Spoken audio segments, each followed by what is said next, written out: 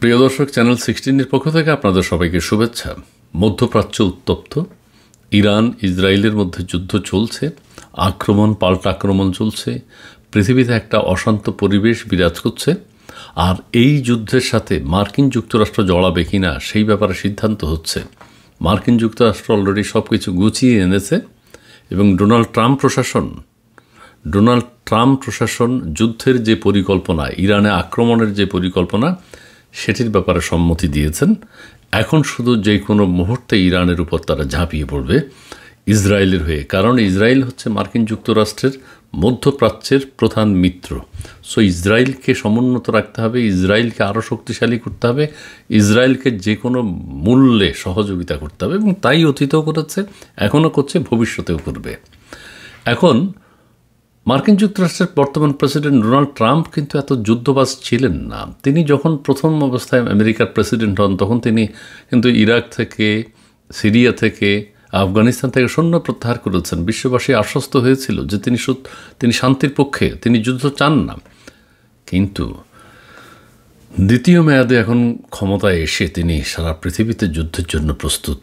বাণিজ্য যুদ্ধ, সমরাস্ত্রের মহড়া, কোথায় কোন দেশ কিভাবে দখল করা যায় সেই বিষয়ে, কাকে যুদ্ধে উস্কানি দেওয়া যায় সেই ব্যাপারে তিনি সিদ্ধহস্ত, এবং আমরা দেখতে পাচ্ছি তিনি অনেক বেশি আক্রমণাত্মক।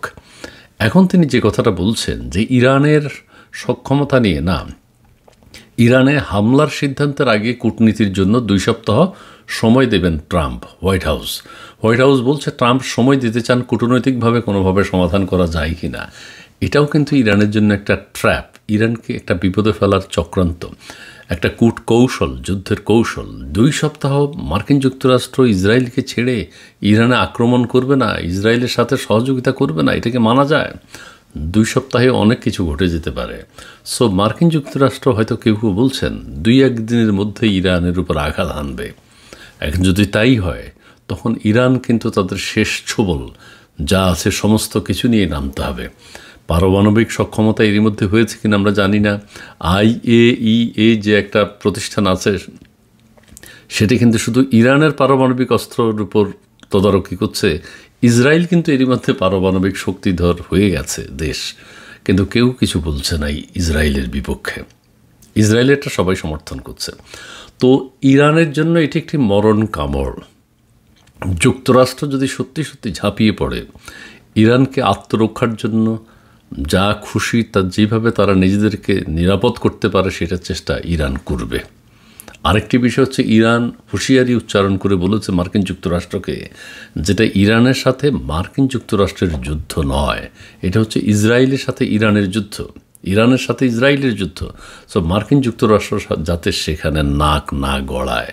কিন্তু মার্কিন যুক্তরাষ্ট্র তো নাক না গলিয়ে পারবে না, কারণ মধ্যপ্রাচ্যে মার্কিন যুক্তরাষ্ট্রের আধিপত্য বজায় রাখতে হলে, অক্ষুণ্ণ রাখতে হলে তারা ইসরায়েলকে সহযোগিতা করবেই, সেটি করছে। আচ্ছা, যাই হোক, আরও কিছু কথা আছে আজকের উল্লেখযোগ্য খবর, যেগুলো ইরানের সক্ষমতা নিয়ে চাঞ্চল্যকর তথ্য দিলেন ইসরায়েলের প্রাক্তন শীর্ষ গোয়েন্দা কর্মকর্তা। এটাও যুদ্ধের আর একটা কৌশল কিন্তু। ইরানকে মানে ইরান অনেক সক্ষম, অনেক কিছু আছে ইরানের, এই কথা বইলা ইরানকে আঘাত করো, ইরানকে ধ্বংস করে দাও, সেটাও হতে পারে। ইসরায়েলের শীর্ষ গোয়েন্দা কর্মকর্তা এই কথা পাবলিকলি বলার কোনো মানে নেই। হয়তো তাদের নিজেদের মধ্যে থাকতে পারে যে ইরান শক্তিশালী বা ইরানের আরও অনেক কিছু আছে যুদ্ধ করার মতো, কিন্তু পাবলিকলি বলা মানে ইরানকে ওই ইরাকের মতো, ইরাকের অনেক কিছু আছে কিন্তু ইরাককে পরে ধ্বংস করে দিয়েছে, আসলে কিছুই নেই। ইরানেরও হয়তো সেরকম কিছু হতে পারে। আর যদি থেকেও থাকে, তাহলে সেটা পাবলিকলি বলার, নিজেরা গোয়েন্দা তৎপরতা তথ্য নিয়ে আরও নিজেদেরকে কীভাবে ইসরায়েলকে শক্তিশালী করা যায় সেটার চেষ্টা করবেন, ইরানের হাতে বল ছেড়ে দেবে না। যাই হোক, এটা নিয়ে অনেকে সন্দেহ করে। প্রতি মাসে 300 ক্ষেপণাস্ত্র বানাচ্ছে ইরান। ইসরায়েলের বিশ্বসেরা আকাশ প্রতিরক্ষাও ভেঙে ফেলেছে ইরান, এটা বলা হচ্ছে। হ্যাঁ, ইসরায়েলও কিছু অ্যাটাক করছে ইরান, সেটা স্বাভাবিক। ইরান এতদিন যে প্রস্তুতি নিয়েছে সেগুলো কিছুই যদি না থাকে তাহলে তো হয় না। ইরান তাদের সক্ষমতা দেখাচ্ছে, কতদিন সেই সক্ষমতা দেখাতে পারবে সেটি বিবেচনার বিষয়। মার্কিন যুক্তরাষ্ট্র যদি ঝাঁপিয়ে পড়ে তখন কি হবে? ডোনাল্ড ট্রাম্পকে সংযত হওয়ার আহ্বান ব্রিটিশ প্রধানমন্ত্রীর। ইসরায়েলি নাগরিকদের সামরিক ও গোয়েন্দা স্থানে কাছে না যাওয়ার আহ্বান ইরানের। অর্থাৎ ইরান হামলা করতে পারে, আপনারা যাতে সামরিক স্থানের কাছে না যান, আবাসিক এলাকায় থাকুন, কারণ টার্গেট করবে সামরিক স্থাপনাগুলো। ইরানের আহ্বান এটি। যুক্তরাষ্ট্রের সাহায্য চাওয়া ইসরায়েলের দুর্বলতার লক্ষণ, আলী খামেনি। ঠিকই আছে, যুক্তরাষ্ট্রের সাহায্য চাওয়া ইসরায়েলের দুর্বলতার লক্ষণ। হ্যাঁ, পারলে তোমরা একা ইরানের সাথে লড়াই করো। খুবই ভালো বলেছেন আলী খামেনি। ইসরায়েলের ক্ষেপণাস্ত্রের আরেকটি ঝাঁক ছুঁড়েছে ইরান। ইসরায়েলে ক্ষেপণাস্ত্রের আরেকটি ঝাঁক ছুঁড়েছে ইরান। ইরানও কিন্তু বসে নেই, তাদের আত্মরক্ষার জন্য এখন তাদের সর্বোচ্চ দিয়ে চেষ্টা করতে হবে। ইরানে হামলার ইস্যুতে ওয়াশিংটন দ্বিধাবিভক্ত, মার্কিন কূটনীতিকের বক্তব্য। এটাও খুব একটা আহামরি কথা না, কোনো দ্বিধাবিভক্তি থাকে না, সবাই এক হয়ে যাবে, এক হয়ে আক্রমণ করবে। হয়তো কিছু ভিন্নমত থাকতে পারে, যে ভিন্নমত থাকতে পারে সেটা সামান্য, কিন্তু তারা সবাই কিন্তু আক্রমণাত্মক। ডেমোক্রেট, রিপাবলিকান যারা আছে সবাই আক্রমণ করতে অভ্যস্ত। বিশেষ করে মধ্যপ্রাচ্যের মুসলিম দেশগুলো হলে তো কোনো কথাই নেই। যাই হোক, তবে ইরানে মৃতের সংখ্যা এখন অনেক বেশি, ইসরায়েলের সেই তুলনায় মৃতের সংখ্যা খুবই কম, আহত সংখ্যা বেশি।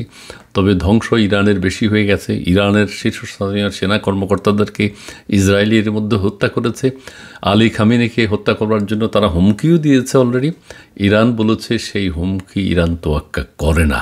দেখা যাক এখন ইরান কি করতে পারে, একা কতটুকু নড়বে। যদি চীন এবং রাশিয়া ইরানের পক্ষে দাঁড়ায় তাহলে হয়তো ইরান বীরের মতো লড়তে পারবে। ধন্যবাদ।